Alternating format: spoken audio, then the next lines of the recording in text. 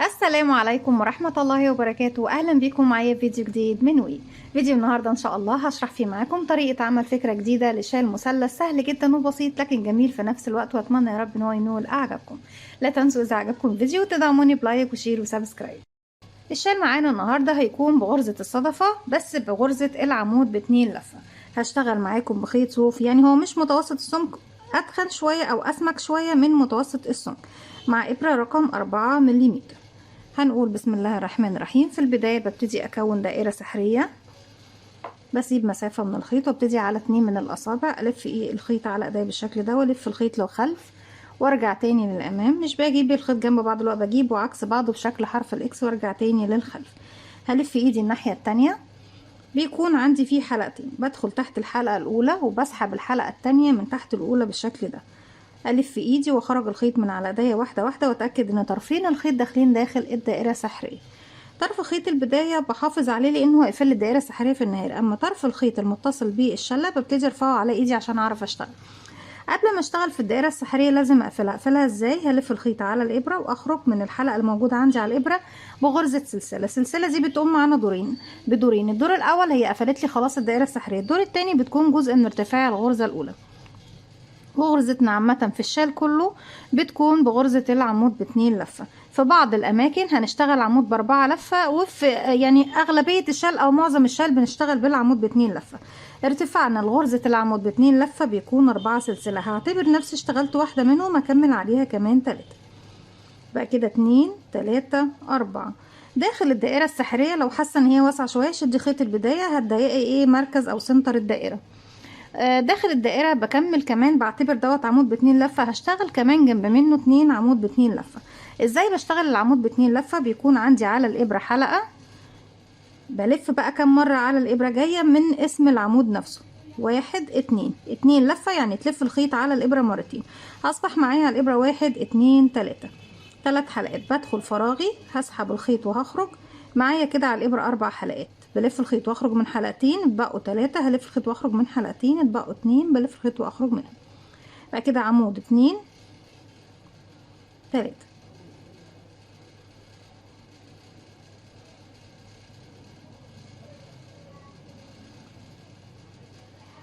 اول سطر عندي بيتكون من 3 عمود باتنين لفة، سلسلتين، 1 2، كمان في نفس الفراغ 3 عمود باتنين لفة، 1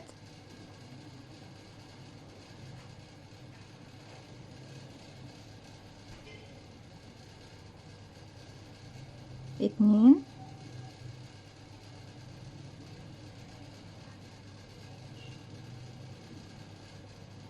3.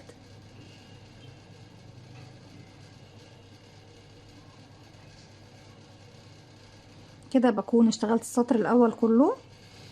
خيط البداية ببتدي اشده بالشكل دوت، وبإبرة التنظيف في النهاية خالص بعد ما بخلص الشال ببتدي بخيطه داخل الغرز. السطر التاني هيكون مختلف شوية عن السطر الأول. هرتفع 12 غرزة سلسلة، 1 2 3 4 5 6 7 8 9 10 11 12. هلف شغل الناحية التانية وهروح اشتغل فين؟ داخل السلسلتين اللي كانوا عندي هنا. هشتغل 2 عمود باتنين لفة، سلسلتين 2 عمود باتنين لفة. هدخل كده، احنا لفينا مرة، لا نلف مرتين، وادخل كده 1. كده ده بداية السطر التاني. 2 سلسلتين، 1 2، كمان 2 عمود باتنين لف، 1 2. بالشكل ده يا بنات زي ما احنا شايفين. هاخد 4 سلسلة، 1 2 3 4، واروح اشتغل فين؟ شايفين اخر سلسلة ارتفاع رقم 4 هروح اشتغل فيها عمود ب4 لفة. المرة دي عندي كده حلقة بلف 1 2 3 4، واروح لاخر سلسلة ارتفاع عندي 1 2 3 رقم 4، بدخل فيها واشتغل العمود، اسحب الخيط واخرج. عندي كام حلقة على الإبرة؟ 1 2 3 4 5 6.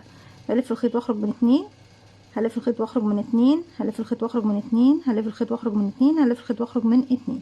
يبقى كده زي ما احنا شايفين بيكون نفس العدد اللي على اليمين هتلاقوه هو اللي على اليسار زي ما احنا شايفين بالشكل ده. السطر اللي جاي بيكون ازاي؟ برتفع 4 سلسلة وبعتبرها عمود ب2 لفة، 1 2 3 4. هلف شغل الناحية التانية وهشتغل فين؟ في الفراغ الاول هو هلف الخيط على الابرة مرتين وهدخل في نفس الفراغ اكون كمان 2 عمود ب2 لفة، بحيث يكون عندي في بداية السطر 3 عمود ب2 لفة، وفي نهاية السطر بردك هنا هيكون في 3 عمود ب2 لفة. بقى كده ده رقم 2 3 في نفس الفراغ. بس كده لا، لسه بنكمل الصدفة. باخد سلسلتين، 1 2، وهشتغل كمان عمودين في المكان ده، بمعنى انك هيكون عندك عمود هعتبره عمود لوحده، والعمودين دول والسلسلتين والعمودين اللي بعديهم هيكونوا هما الصدفة بتاعتي يا بنات. علشان كده قلت لكم في نهاية السطر بشتغل صدفة مكونة من عمودين، سلسلتين، 3 عمود ب2 لفة، زي ما اشتغلت هنا 3 و2، هناك هيكونوا 2 و3 في النهاية عشان يكونوا حرف الشال هو اللي فيه 3.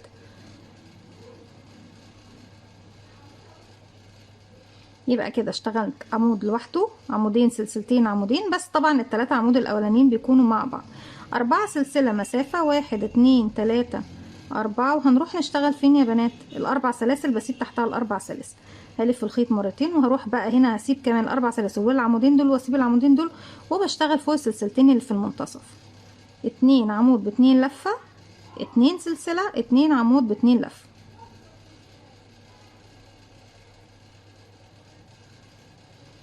1 2. السلسلتين اللي في المنتصف لو حابين تخلوهم واحدة بس مفيش مشكلة. 1 2. زي ما احنا شايفين شال جميل جدا في منتهى الشياكة، رقيق جدا جدا جدا وفي منتهى البساطة والسهولة. 1 2 3 4. وما بياخدش مننا خيط كتير على فكرة كمان يا بنات. هلف بقى السلاسل بتاعتي دي اللي انا ارتفعتها في البداية بعدلها، بلف الخيط مرتين، بعد منها كام سلسلة بسيبهم. دي كده اخر عمود، 1 2 3 4. فرقم 5 بدخل لان دي هتكون اخر سلسلة من العمود ب4 لفة اللي تحت. بجيب حلقة منهم كده فوق وبعد كده بنزلها تحت الابرة وبخلي فوق الابرة حلقتين عندي على الابرة. اشتغل هنا 2 عمود ب2 لفة، سلسلتين، 3 عمود ب2 لفة، وبكرر تاني. بداية السطر بتكون فيه 3 عمود ونهاية السطر 3 عمود، 1 2 3 عمود ب2 لفة كده. 1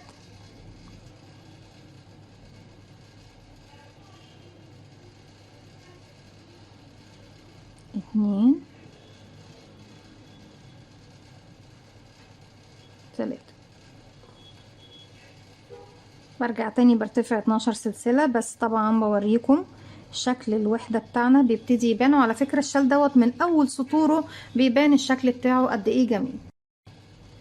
برجع تاني بكرر بقى شبيه للسطر ده نفس العدد. بصوا يا بنات عايزة افهمكم حاجة، سطر بشتغل صدفات والسطر التاني بيبقى بدايته عمود ب4 لفة ونهايته عمود ب4 لفة، وفوق الصدفة نفسها اللي انا اشتغلتها تحت هي اللي بشتغل فوقيها فوق، يعني عدد الصدفات ما بيزيدش معايا في السطر دوت. على العكس هو بس بيكون معايا بداية السطر اللي هي العمود ب4 لفة وعمود ب4 لفة في نهاية السطر، وعدد الصدفات هو. يعني هنا بردك هيكون عندي عمود 4 لفة و4 سلسلة، هنا عمود 4 لفة 4 سلسلة، وبعد كده بشتغل في الصدفة صدفة زيها 4 سلسلة صدفة 4 سلسلة صدفة. تمام يا بنات؟ عشان بس الفكرة توضح معاكم وتكون اسهل. 1 2 3 4 5 6 7 8 9 10 11 12.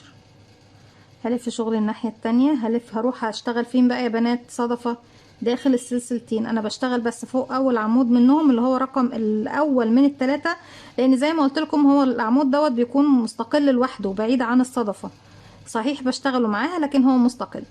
بدخل داخل السلسلتين اكون صدفة مكونة من 2 عمود ب2 لفة، 2 سلسلة، 2 عمود ب2 لفة، 2 1 2 1 2.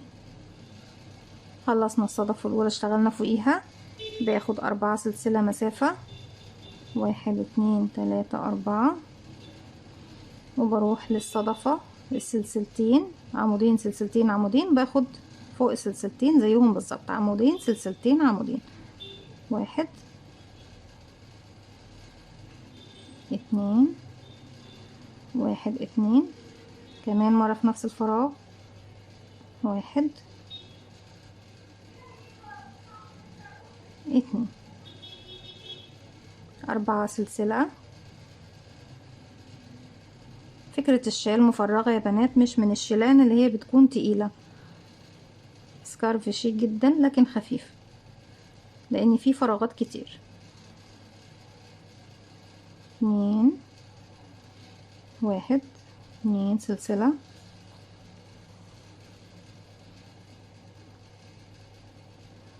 كمان في نفس الفراغ،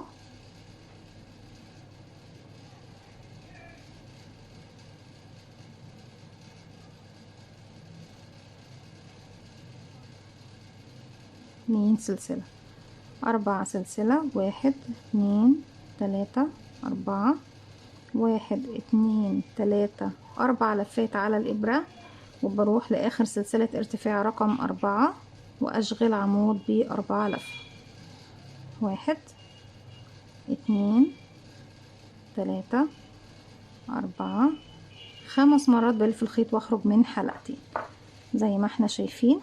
كل ما بتشتغلي بيكبر معاكي الشال، زي ما قلت لكم الشال بياخد وقت بسيط جدا وكمية خيوط بسيطة وبيكبر بسرعة. يعني بصوا احنا وصلنا لكمية حلوة، لو بتعملي منه سكارف خفيف هيخلص معاكي بسرعة جدا.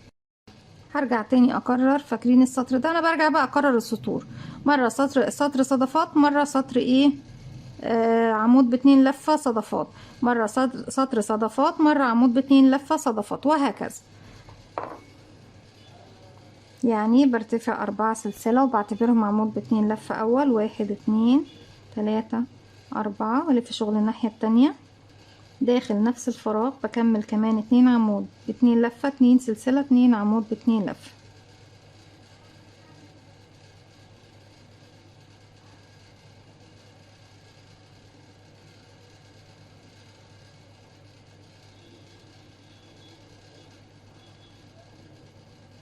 برجع تاني اكرر.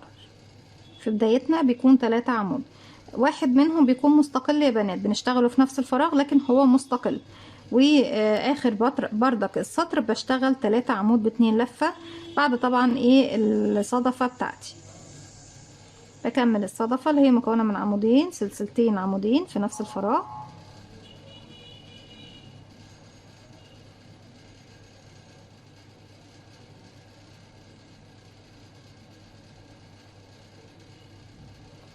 4 سلسلة،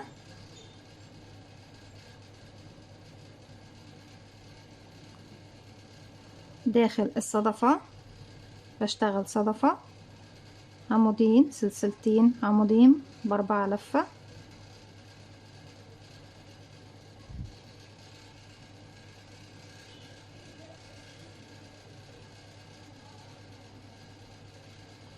وكل ده بيكون فوق السلسلتين.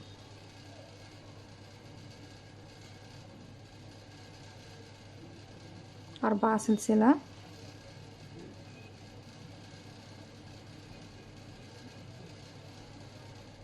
بروح لسلسلتين وادخل اشتغل فيهم صدفة، 2 عمود 2 سلسلة 2 عمود ب2 لفة،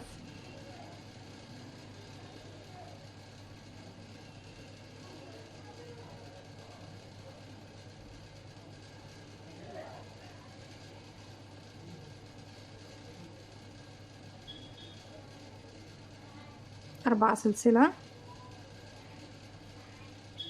والسطر ده يا بنات هو اللي بيزيد فيه معايا عدد الصدفات. صدفة مكونة من 2 عمود 2 سلسلة 2 عمود فوق السلسلتين اللي في الصدفة اللي تحت.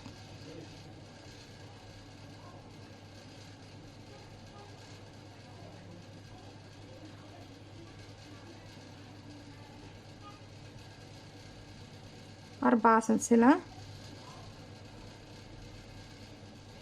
بعد بقى من السلاسل دي كام واسيبه 1 2 3 4، وفي رقم 5 باخد منها حلقة بنزلها تحت الإبرة وبرفع فوق الإبرة الحلقتين اللي في الخلف، واشتغل الصدفة مكونة من كام عمود بقى يا بنات؟ حد فاكر؟ عمودين ب2 لفة، سلسلتين، 3 عمود ب2 لفة في نفس الفراغ. ابتدي ب3 عمود واختمي ب3 عمود للسطر كده. 1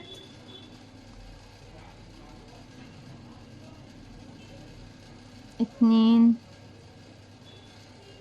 3. وتاخدي بالك من رقم 3 دوت، عشان في بنات كتير لما بيشغلوا الشال ده بيبتدوا ينسوا. وصلنا لكمية كويسة جدا من الشال زي ما احنا شايفين، والبقرة ما اتاخدش منها حاجة زي ما هي بخيرها. يعني السكارف ده كله لو هتعملي سكارف خفيف قصير هتاخدي بقرة واحدة، لو هتعملي مثلا شال اكبر هتاخدي بقرتين، ولو شال كبير جدا حريمي تاخدي بقى 3 بقرات يعني بالكتير. دي كانت فكرة الفيديو النهاردة، اتمنى تكون سهلة وبسيطة عليكم وكمان تنول اعجابكم. ما تنسوش اذا عجبكم الفيديو بنكمل طبعا بنفس الطريقة، اني بفضل اكرر بنفس الاسلوب. مرة برتفع 4 سلاسل واشغل صدفات على الفراغات طبعا اللي احنا حددناها مع بعض، ومرة برتفع 12 سلسلة وفوق كل صدفة بشتغل صدفة زيها. ما تنسوش تعملوا لي لايك وشير وسبسكرايب، واستنوني في فيديو جديد من وي. وما تنسوش كمان تفعلوا زرار الجرس عشان يوصلكم مني كل جديد.